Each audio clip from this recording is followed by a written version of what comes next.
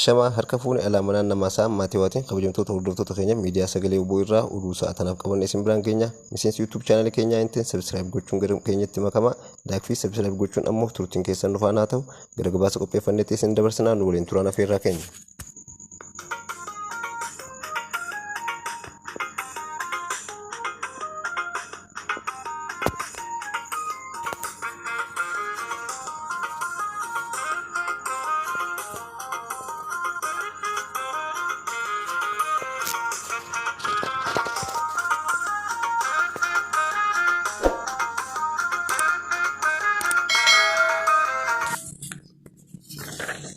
Irreefi gaachanni uummata Oromoo Boonzoonii lixaa tarkaanfii waraana bilchiginaa irratti fudhatu cimsee itti fufee jira. Gaachanni uummata Oromoo Boonzoonii lixaa godina Wallagga lixaa aanaa Sayyoonolee magaalaa Samarrootti leenci onnee sibiilaa Oboon hattootaa fi saamtota sirna nafxanyaa waraana bilchiginaa irratti tarkaanfii ilaaleessaa fudhateen saroota mootummaa faashistii Abiy Ahmad magaalattii keessaa guutumatti baasee magaalaa Samarroo qabatee Oboon uummata isaa waliin marii gaggeessee haala gaariin xumuree jira. Oduma wal fakkaatuun Oboon zoonii jiddu galeessaa kaabaa fi kaaba lixa shaggaritti humnoota mootummaa irratti tarkaanfii fudhachaa jiraachuu beeksisee jira. Gootichi waraana bilisummaa Oromoo Oboon zoonii jiddu galeessaa kaabaa fi kaaba lixa shaggaritti gootichi onnee sibiilaa Oromiyaa Sulula Mugar Salaalee Ulaa Uyyee Cabaree fi Yaayyaa Harootti hagayya 19 bara 2022 humna ergamtuu Impaayera nafxanyaa waraana bilchiginaa irratti tarkaanfii ilaaleessaa fudhateen humnoota diinaa du'aa fi madoon adabee jira. Guyyoota lamaan darbanitti godina Salaalee keessatti lolli waraana bilisummaa Oromoo fi loltoota mootummaa jidduutti gaggeeffamaa jira. Gootichi waraana bilisummaa Oromoo Oboon Koonyaa Salaalee Cibraan Jeneraal Taaddasaa Birruu godina Salaalee Ona Daagam ganda Yaayyaa Haroo Ona Kuyyuu ganda Uyyee Cabaree fi magaalaa ganda Gurraachaa Ona Warra Jaarsoo ganda Dhaayetuutii fi magaalaa Tulluu Milkii keessatti haleellaa loltoota mootummaa faashistii Abiy Ahmad irratti godheen injifannoo boonsaa galmeessee jira. Waraanni bilchiginaa siraafama guddaa keessa jiraachuu baramee jira. Oboon lola shaggar kana ittuma fufuun buttaan tufaamunaa fi buttaan qajeelaa dooyyoo lola qimaal taraaraatti waraana PP waliin gaggeesseen injifannoo culluqaa galmeessee jira. Gootichi waraana bilisummaa Oromoo Oboon zoonii lixaa aanaa Sayyoonolee ganda Samarroo fi qarree Kookir keessatti hagayya 19 bara 2022 humnoota ergamtuu Impaayerichaa Fanaanicha keessa qubamsiiftee jirtu humna guddaan itti marsee hedduu isaanii dhabamsiisuun kanneen hafan maduu dandammii hin qabneen adabee jira. Oboon kibba baha Oromiyaa godina Arsii bahaa aanaa Martii keessattis tarkaanfii fudhachuu beeksise. Gootichi waraana bilisummaa Oromoo tarkaanfii ilaaleessaa waraana weerartuu PP irratti fudhachuu itti fufuun kibba baha Oromiyaa godina Arsii bahaa aanaa Martii keessatti hagayya 16 bara 2022 Cibraan hambaa aanolee barii barraaqaan lukkeelee diinaatti haxxee hidhuun du'aa fi madoon adabee jira. Oduu gara biraatiin kaadiree fi kaabineen bilchiginaa godina Salaalee keessatti basaasota nama 450 caalu leenjisuun uummata keessa facaasanii jiraachuu maddeen naannoo har'aati biyyoolessa Oromiyaatiif gabaasaniiru. Har'aanni biyyoolessa Oromiyaatis kanuma bu'uureeffachuun saba Oromoo naannoo Salaalee jiruuf of eeggachuu akka qaban ergaa dabarseera. Waraanni murna bilchiginaa sirnicha akka tiksaniif bobbaafaman sirnicha ganaa jiru. Ilmaan Oromoo poolisii federaalaa Itoophiyaa ta'uun tajaajilaa turan lama sirnicha ganuun Obootti harka kennatan. Oromiyaa keessatti ilmaan Oromoo miseensa waraana bilchiginaa ta'an carraa argatanii sirnicha ganuu itti fufuun hagayya 16 bara 2022 godina Baashaggar aanaa Fantaallee mooraa poolisii federaalaa Itoophiyaa Mataaraa irraa baduun Obootti harka kennachuun gooticha waraana bilisummaa Oromoon sirna ho'aan simatamaniiru.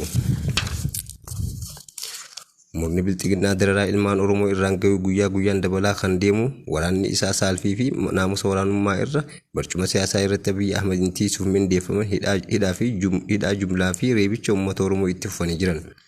Haaluma kanaan godina Iluu Abbaa Booraa aanaa Daarimuutti obbo Hambisaa Ayyaanaa fi dargaggoo Mahammad Jamaal Nuuruu aanaa Daarimuu irraa qabanii qajeelchi poolisii godina Iluu Abbaa Booraatti dararaa jiraachuu maddeen naannoo himan. Obbo Hambisaa Ayyaanaa manguddoo ganna 65 olii yommuu ta'u bara chaartaraa irraa kaasee manguddoo dhimma Oromootiif gidiraa argaa jiranidha. Oduma wal fakkaatuun hagayya 22 bara 2022 dilbata kaleessaa magaalaa Gudariitti waraanni bilchiginaa namoota nagaa lama qawwee itti dhukaasuun madeessanii jiran. Namoonni lamaan humnoota mootummaatiin miidhaan irra gahee kunneenis Maammush Kuukuu fi Ganamuu Adaanaa kan jedhaman yommuu ta'u, yeroo ammaa hospitaala Gudaritti yaalamaa jiraachuu jiraattonni himan. Milishaan magaalaa Gudar mucaa lafaa dhufaa tokko waboodha jechuun qabee deemuuf yoo jedhu uummanni didee harkaa baasuudhaan dubbiin kun akka eegale himameera. Kabajamtoota hordoftoota keenya oduu isin biraan gahaa jirru miira Oromummaatiin hordofaa akka jirtan abdii qabna. Namoonni YouTube chaanalii keenyaaf haaraa taatan subscribe gochuun gara maatii keenyatti makamaa isiniin jecha like fi subscribe gochuun ammoo turtiin keessan nu faana haa ta'u.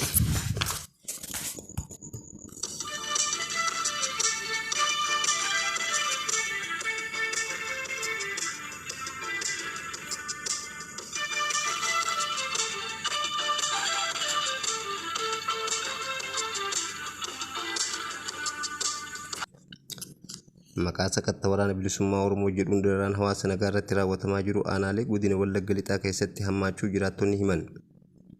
Gandootaa fi aanaalee haleellaan keessatti raawwatamaa jiru hedduutti neetwoorkii fi ibsaan illee badee jira jedhu namoonni odeeffannoo nuun gahuuf neetwoorkii barbaacha fageenya dheeraa deeman. Godina Wallagga Lixaa aanaalee Gullisoo, Laaloo, Assaabii, Biilaa, Qondaala, Beegii, Ganjii, Hoomaa, Yuubdoo akkasumas gandoota baadiyyaa aanaa Gimbii fi bulchiinsa magaalaa Gambeellaa keessatti hidhaan jumlaa fi ajjechaan namoota nagaa irratti raawwatamu hammaachuu jiraattonni naannoo Har'aati biyyoolessa Oromiyaatiif gabaasaniiru. Bakka buufata waraana bilisummaa Oromoo nutti himaa jechuun namoota nagaa irratti miidhaa qaqqabsiisuu dabalatee saamichi qabeenyaallee hawaasa irratti raawwatamaa jiraachuun maddeen naannoo Har'aati biyyoolessa Oromiyaatiif himaniiru. Wallagga Lixaa aanaa Laaloo Assaabii ganda baadiyyaa Waragoo Arsammaa bakka addaa Gaakoo jedhamu keessatti guyyaa kaleessaa namoonni nagaa 4 bakka tokkotti ajjeefamuutu himame. Namoota ajjeefaman gidduutii daa'imman xixiqqoo fi dargaggoonni akka argamanis ragaan naannicha irraa arganne ni mul'isa. Ijoollee xixiqqoo bakka loon tiksanii qabamuun bakka addaa Bildiimee jedhamutti ajjeefamanii jedhu maddeen. Warri odeeffannoo nuun gahan sababa neetwoorkii mootummaan balleesseef fageenya dheeraa neetwoorkii barbaacha deemuu himan. Akka lakkoofsa Itoophiyaatti hagayya 10 hagayya 12 fi hagayya 13 qofa gandoota naannoo sanaa jiran Waragoo Arsammaa, Kaallii fi Seenxarroo bakka jedhamtutti namoonni nagaa hedduun ajjeefamaniiru jedhan. Dabalataanis aanaa Laaloo Assaabii bulchiinsa magaalaa Dongoroo fi ganda Kallayyii Birbir jedhamu keessattis ajjechaan suukanneessaan namoota nagaa irratti humnoota mootummaatiin raawwatamuu maddeen naannoo Har'aati biyyoolessa Oromiyaaf himaniiru. Wallagga Lixaa aanaa Hoomaa ganda Seenxarroo jedhamu keessatti haleellaa mana sagadaa Wallagga Lixaa aanaa Hoomaa ganda Seenxarroo jedhamu keessatti haleellaa namoota mana sagadaa dhaqaa jiran irratti raawwateen lubbuun nama 6 darbuu fi namoonni gariin madaa'uu jiraattonni himaniiru. Gandoota baadiyyaa aanaa Gullisoo fi Calliyaa keessatti rakkoo wal fakkaataa jiraachuu yoo himamu, bakkeewwan maqaa sakatta'oo bootiin humni mootummaa bobbaafamanitti neetwoorkiin bilbilaa balleeffamee sagaleen keenya akka hin dhagaamneef ukkaamamnee jira jedhu jiraattonni. Tibbana aanaaleen godina Wallagga Lixaa hedduun haleellaa humnoota mootummaatiin rakkoo keessa jiraachuu gabaasaa turuun keenya ni yaadatama. Aanaa Beegii Qondaalaa Kobor dabalatee tibba kana namoonni nagaan 9 humnoota mootummaatiin ajjeefamaniiru. Kutaalee Oromiyaa garaagaraatti waraansi humnoota mootummaa fi woboo gidduutti akka gaggeeffamaa jiru ragaaleen miidiyaa hawaasaa mul'isaa jiru.